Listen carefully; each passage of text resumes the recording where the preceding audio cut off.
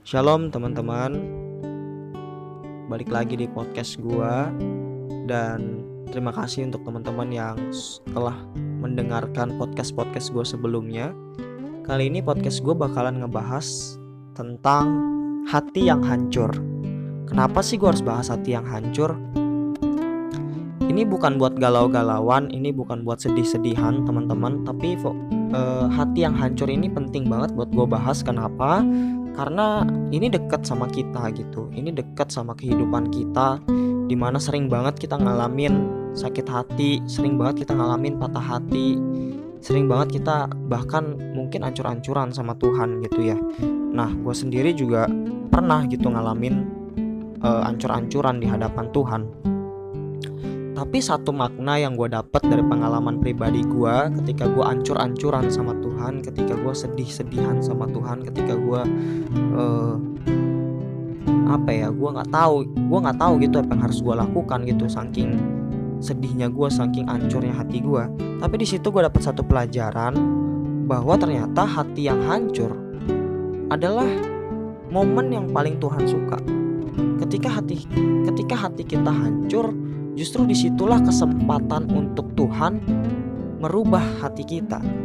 Iya kan? Hati kita yang tadinya keras kayak batu, hati kita yang tadinya gak mau terima nasihat, hati kita yang tadinya susah banget deh untuk diubah. Tapi ketika hati kita hancur dan kita datang sama Tuhan, disitulah Tuhan membentuk hati kita menjadi hati yang gak baper-baperan lagi, menjadi hati yang kuat, menjadi hati yang dewasa gitu, menjadi hati yang ketika menerima masalah menjadi lebih menerima masalah itu. Dan karena kita sudah punya pengalaman sama Tuhan sebelumnya yang ancur-ancuran tadi, kita jadi lebih kuat gitu. Nah, kita baca ayatnya yuk di Mazmur 147 ayatnya yang ketiga. Mazmur 147 ayat yang ketiga. Ia menyembuhkan orang-orang yang patah hati dan membalut luka-luka mereka.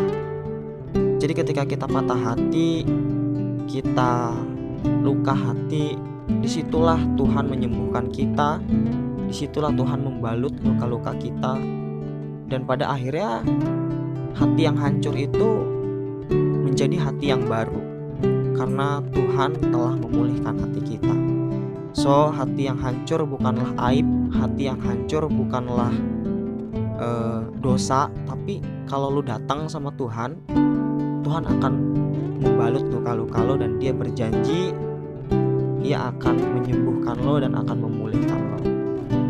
Satu ayat penutup dari gua, Mazmur 34 ayat 19 bilang gini: Tuhan itu dekat kepada orang-orang yang patah hati, dan Ia menyelamatkan orang-orang yang remuk jiwanya. Jadi kalau lu lagi hancur hati, lagi patah hati, atau sekarang lu lagi happy tapi ya lu pasti pernah kan ngalamin patah hati. Dan gua harap ini bisa menjadi bekal kalian juga untuk sekarang, untuk kedepannya, bahwa kalau lu lagi patah hati, satu-satunya pribadi yang siap untuk menyembuhkan hati lo, satu-satunya pribadi yang siap untuk membalut luka-luka lo adalah Tuhan Yesus sendiri. So guys, lo harus percaya sama Dia, dan lo harus datang sama Dia dalam kondisi apapun. Tuhan